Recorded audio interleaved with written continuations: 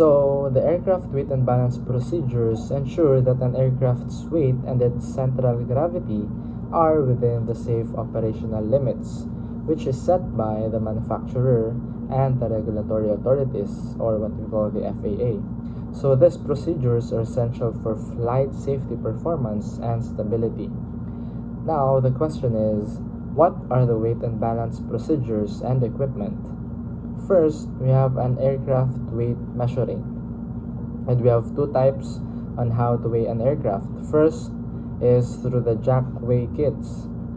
Here, an aircraft is lifted and weight is measured via loaded cell equipped hydraulic jacks beneath the designated lifting points, which provides precise weight and balance data for the flight safety. And next, we have the platform scale method. Aircraft is placed on a platform under each wheel or landing gear, and weights are measured and summed up in order for the aircraft to get its weight. And next, first we have the aircraft weight measuring, and next is the central of gravity calculator. And we have four types of central of gravity calculator. First one is the manual CG calculator. Weights are inputted manually, and it is common for smaller aircraft. Next, we have the digital central of gravity calculator. It is a software-based calculator. Next, we have the aircraft-specific CG calculator and the load planning central of gravity calculator. And the third one is the load planning software. So we have five types of load planning software. First is the cargo spot weight and balance. Next is the eFlight Online. And third one is the smart load by Smart Aviation. And number 4 is the Aerodata weight and balance module. And the fifth one is the Avionica weight and balance. Weight and balance documentation tools. We have three bullets of documentation tools. We have load sheets and trim sheets, used for distributing weight and ensuring balance during flight. And the second bullet is aircraft weight and balance revision form. Updates weight and balance data with changes, just like cargo and seating. And the last third bullet, we have weight and balance calculator, ensuring the aircraft's weight is within safe limits before flight. Balance equipment. There are two types of balance equipment. We have ballistic materials, lead weights, sandbags, and water containers. Adjust CG or center of gravity for better balance.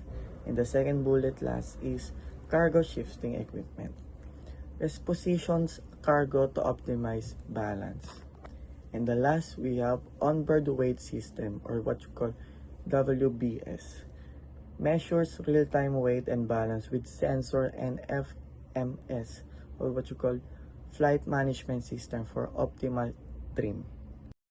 On activity number 2, these are the procedure of weighing the Beechcraft Baron 58 and Cessna 172. In this activity, its purpose is to ensure the accurate weight and balance calculation for safe flight operation by documenting issues discovered in aircraft inspections. The procedure we use are fluid check, landing check, and positioning of aircraft, and Mach pre-weighing checklist. Here is the report of the identified issues found during the weighing inspection of the Beechcraft Baron 58 and Cessna 172. For the Beechcraft Baron 58, the aircraft has no fuel, preventing engine testing or inaccurate weighing. Number 2 is the hydraulic fluids and other essential operational fluids are completely empty. Number 3, several cockpit switches are malfunctioning and unresponsive. Number 4 is the tire pressure is inconsistent and one of the tubes is appeared to be damaged. For the Cessna 172, the aircraft missing its nose landing gear, making it inoperable. Number 2 is the fuel gauge is misaligned, which could lead to inaccurate fuel readings.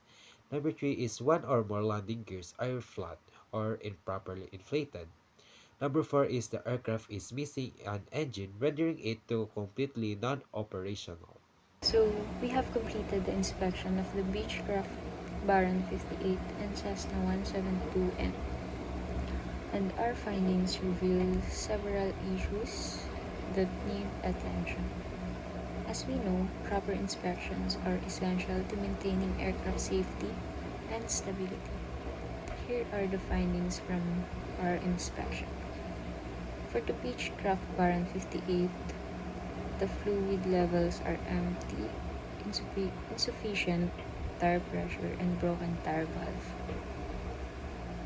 The aircraft is not leveled, affecting weight distribution and stability. For the Cessna 172N, missing nose landing gear, misaligned fuel gauge, flat landing gear, absence of engine, tire gauge level at 12 psi. Lateral leveling achieved but not longitudinal. For our conclusion, the inspection of the Beechcraft Baran 58 and Cessna 172N has identified several critical issues that must be addressed to ensure their safety.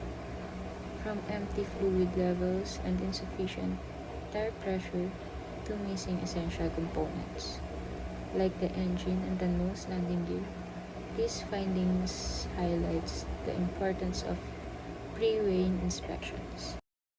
So this activity is all about aircraft weighting procedures, and its main objective is to accurately determine the aircraft CG by measuring weight at specific points.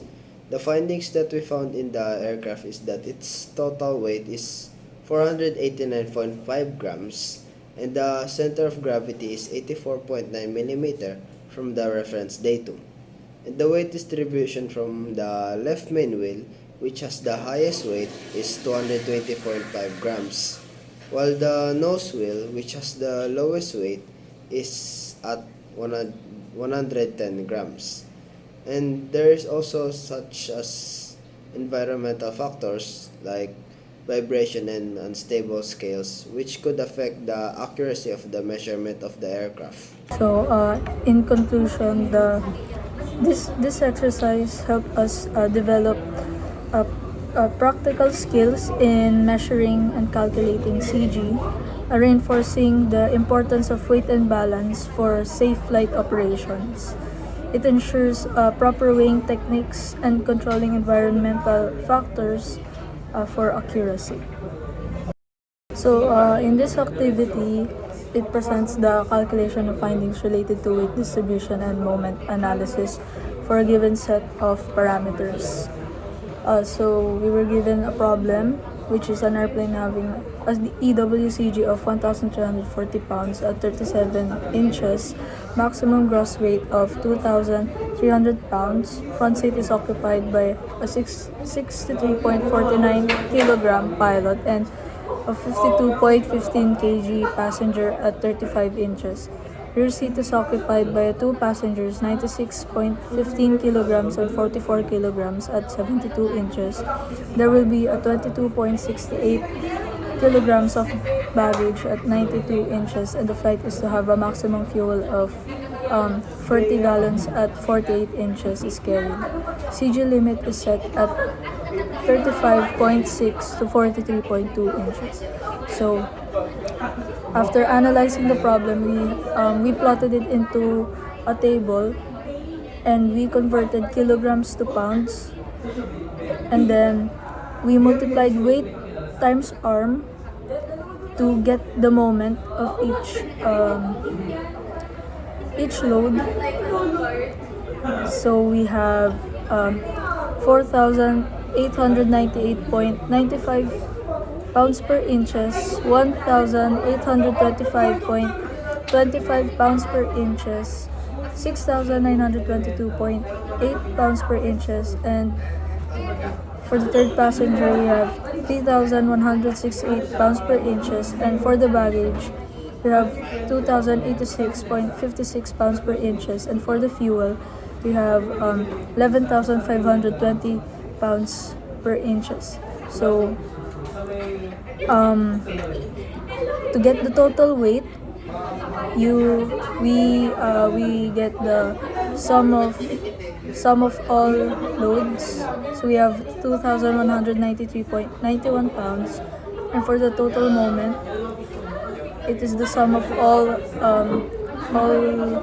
loads. We have 8,000 80,001.56 pounds per inches, and to get the central gravity, we use the formula of total moment over total weight. So the CG is 36.47 inches. So in conclusion, the results indicate that the center of gravity falls within the acceptable limits for safe operations.